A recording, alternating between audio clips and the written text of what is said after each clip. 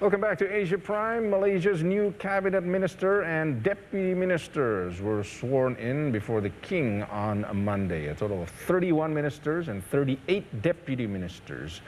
Prime Minister Ismail did not name a deputy, but kept the 4 senior ministerial posts, which had been created by former Prime Minister Muhyiddin Yassin to keep factions in his Malay majority government happy.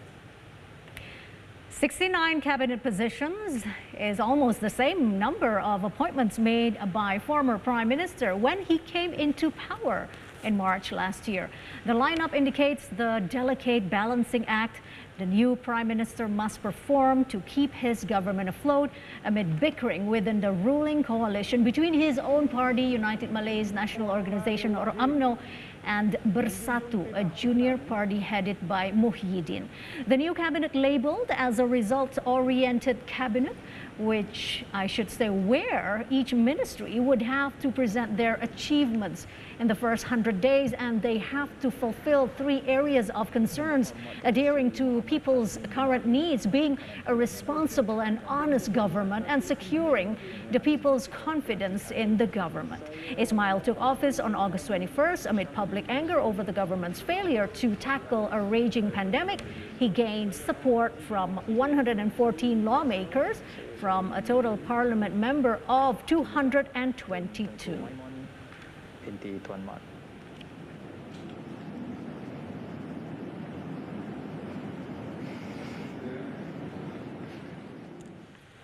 So Malaysia's new cabinet is formed. However, critics came to say that the new government is having pretty much the same old, brand new politicians.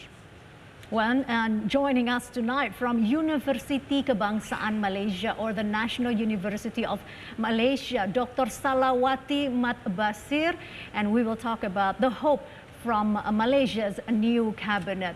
Dr. Salawati, welcome to the show. Thank you very much. Well, the Prime Minister is from the UMNO coalition, and many analysts are seeing this as UMNO taking back the power. How much is this situation going to hinder or challenge Malaysia's moving forward, especially overcoming the ultimate challenge at the moment, which is the pandemic? Thank you, Fifi. Well, if you see that this is the new cabinet is sworn on last Friday, and this is a result-oriented cabinet where, as you said just now, they have about 100 days to prove themselves with the ministry. And I do believe that by today, we have at least 4 of our ministers, foreign ministers, finance ministers, Ministry of Health, and also ministers of finance, and Home Affairs.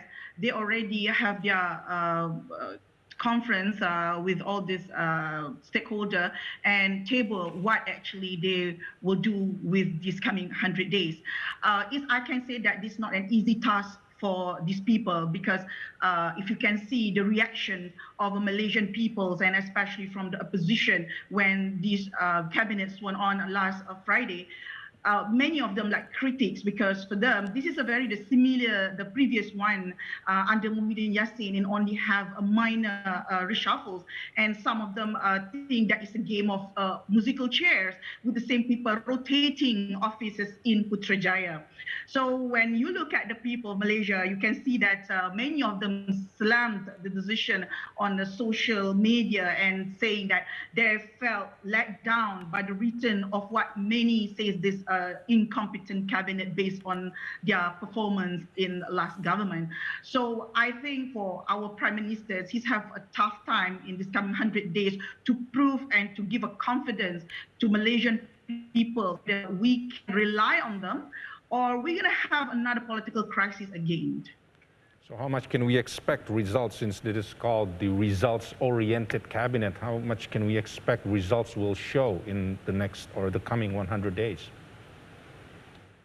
That's why I say that now you can see the Ministers of Health, Khairi Jamaluddin, as just in that evening after sworn in, he direct to his office, he's doing his work. And today we see that Minister of Foreign Affairs, Minister of Home Affairs, and also Minister of Finance already contact all the stakeholders, this has never happened before, where they really clearly involve the NGOs, academicians, civil society into the decision making. Where is we going to do what's from here?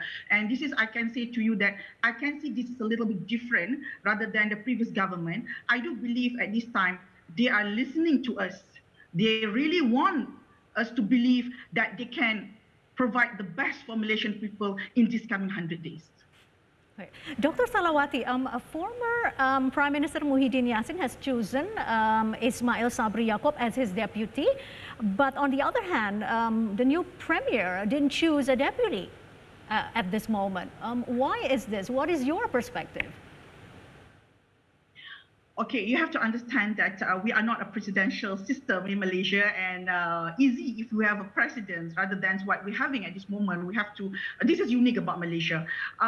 We have to admit that at this moment, Malaysia have the fragmented political scene, which now requiring a more expensive power sharing formula. So if we appointing a deputy prime minister, it will run the risk of appearing to favor a particular party or function. So we do believe that it's better to have a senior ministers which is balanced between UMNO and Bersatu rather than you pick one, but it will later will give a conflict in the cabinet. All right. Dr. Salawati, well, the new Prime Minister is also part of the government which, which has the strategy of overcoming the pandemic so far. And do you think that people will see this as a new, something new that can, he can bring something new, a new strategy to overcome the pandemic, even though he belongs to the older government, which is also part of the strategy that has failed to overcome the pandemic? Yes, this is the dilemma of the new government, because if you can see that the present or familiar figures in the cabinet lineups raised doubt on whether the new administration will be up to the task of avoiding the previous government's mistakes. So we are waiting actually what they want to do, because we have the public fury over its flip-flopping lockdown policy. This is what many Malaysian people not happy and criticize the government, because for us, you fail to act on the security of a people, and I expect it harm the economy and the social security of authority people, who especially the lower group and also people who are losing their job. So we are still actually too, I can say, too new to see how far they can go. But by handling these things professionally, I want to see how my Prime Minister Ismail Sabri bring his cabinet to overcome all those dissatisfaction by Malaysian people. The key word is, of course, unity. What the world wants to see, how united will all the factions be moving forward with this? Yes, agree, yes. So how do you think unity will be? Can we see this at least in the first 100 days between UMNO and also Bersatu and all the factions within the cabinet? Okay, today I think our Ministry of Home Affairs, he's from the Bersatu.